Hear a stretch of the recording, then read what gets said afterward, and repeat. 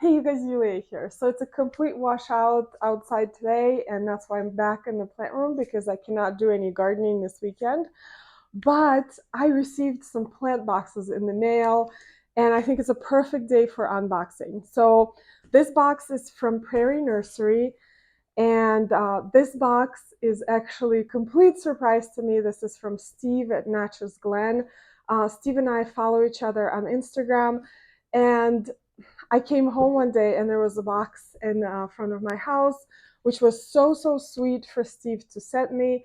Now, Steve gardens in Tennessee, and he also sells some unusual plants on his website, so I will put all of his information in the description down below.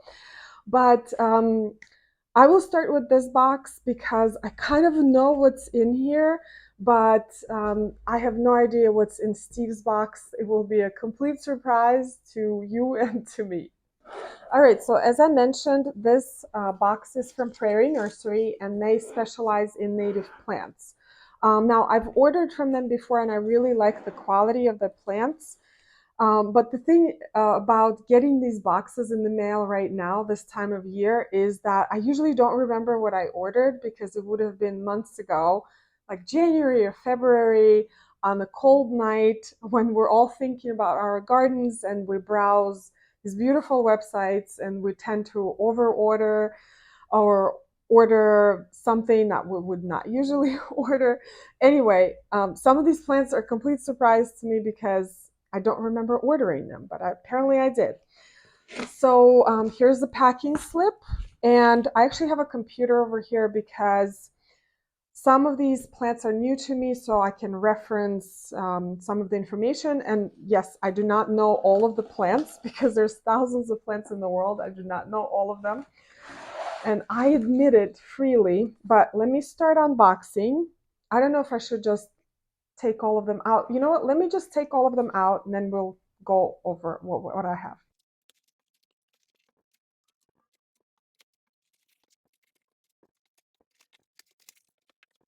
All right, you guys, it's all coming back to me now. And I remember that I ordered these plants as part of the 32 cell tray that the Prairie Nursery has on sale. Now, the good thing about the 32 cell tray is that the plants are 33% off. And what you can do, you can mix and match species. I think you can order 6 of each, or 5 of each, or 4 of each. So you can get different species in the same tray. And this is the size of a plant that you get in case you decide to order. You'll know what to expect. All right, so the first plant is the heart-leaved aster, and I have this one in my woodland garden. I planted it a couple of years ago, and I have to tell you, out of all the native asters that I've grown so far, this is my favorite. And it looks a lot like my second favorite, which is the white wood aster, but this seems to be more prolific, and it's also blue in color. And they bloom around October time, and according to the website, they're actually essential for late season pollinators, and also host plant for the pearl crescent butterfly and the wavy lined emerald moth. But you know, as much as we're trying to help the environment with planting native plants, I mostly plant them because they are absolutely beautiful. And when this one bloomed last fall, I actually included it in some of my bouquets. They last for a very long time, both in the garden and in bouquets. The only thing is that these are kind of an aggressive reseeder, just like the whitewood aster, but they're very easily managed. So you can just pull out the seedlings if you don't want them. So the second plant is a purple prairie clover, and I have the hardest time with this plant.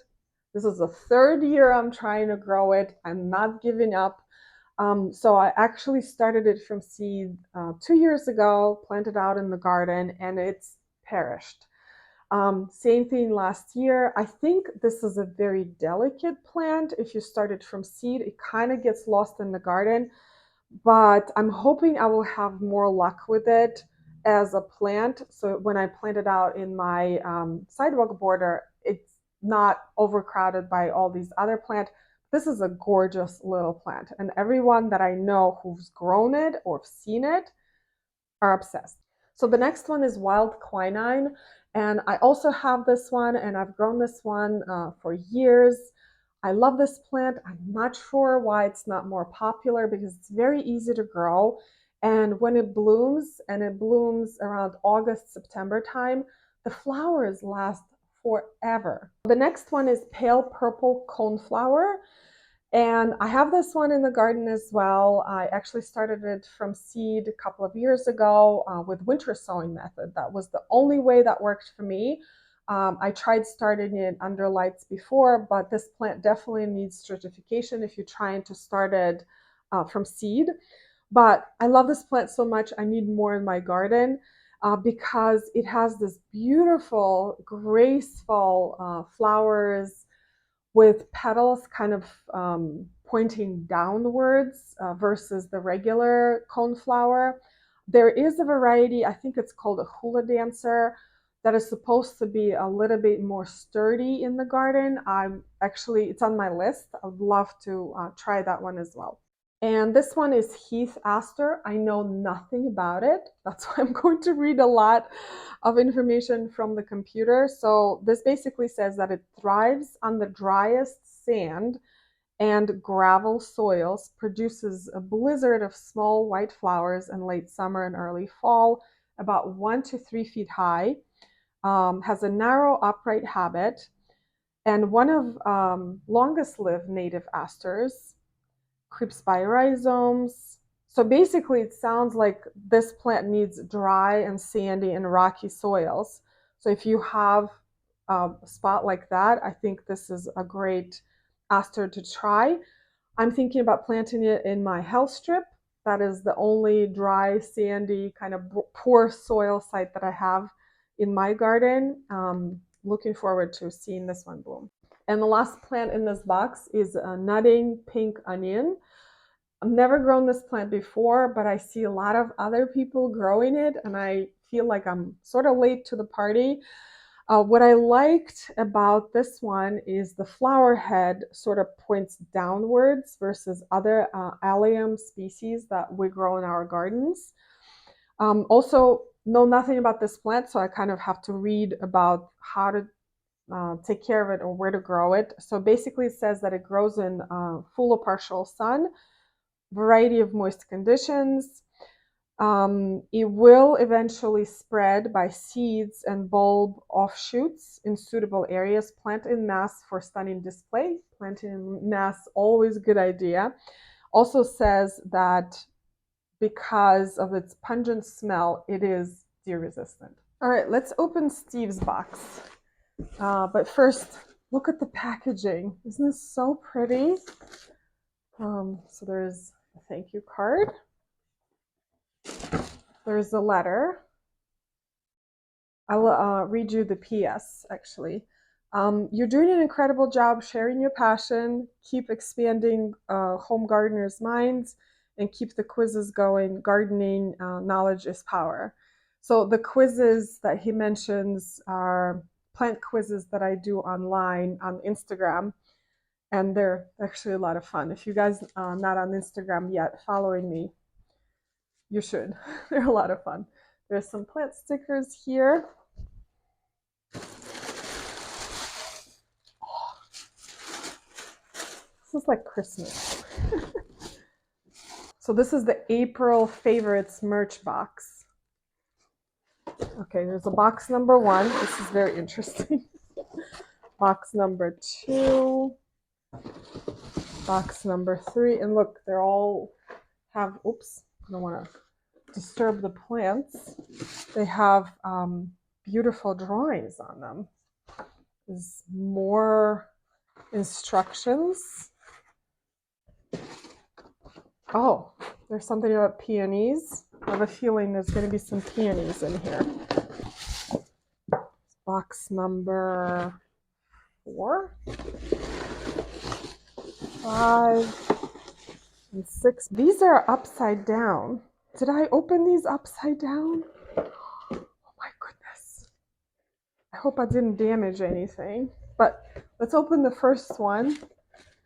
And the first one is a Peonia Pecher. Not sure how to pronounce it.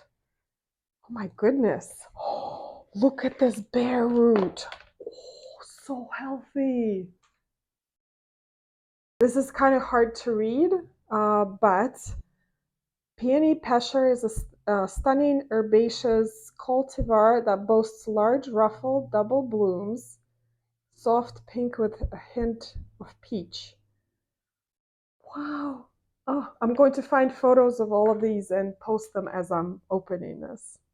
That I know that I opened these upside down, I will be a lot more careful. The next box is Echinacea, purpurea, Pow Wow. Oh, this is a great variety. You know, not all Echinaceas are great. And Steve is really good at finding reliable varieties of different perennials. There's 3 plants in here. You know, echinaceas tend to peter out with age, and some of them just disappear. They don't like competition from other plants. But Pow Wow, in my experience, are much stronger echinacea to have in the garden. So there's another one.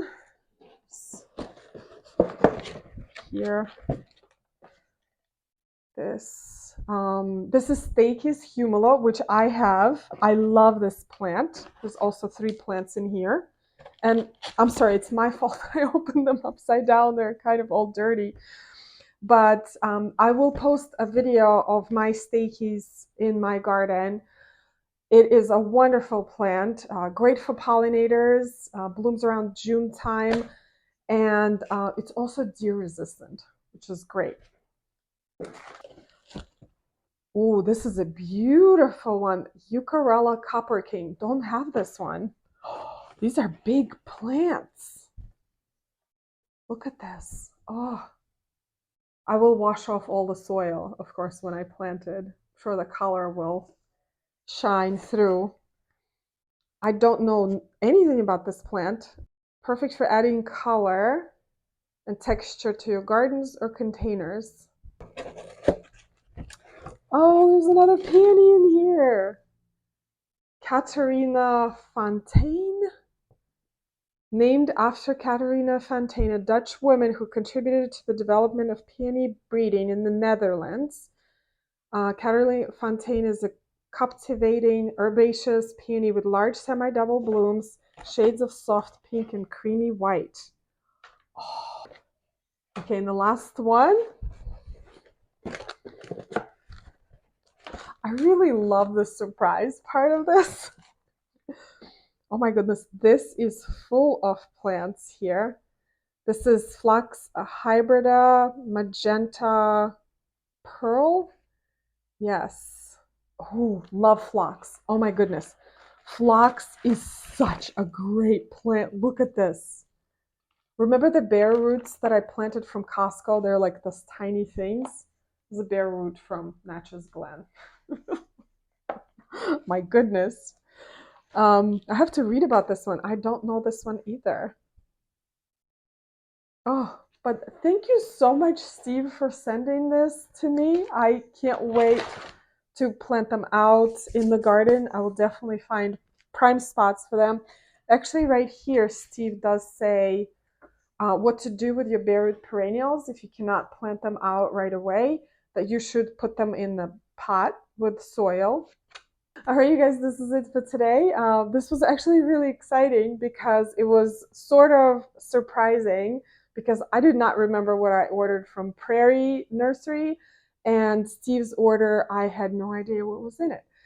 So definitely check out the Prairie Nursery for your native plants and Natchez Glen for some unusual plants. And thank you so much, you guys, for watching today's video. I hope you learned something new. And I will see you in the next one. Bye.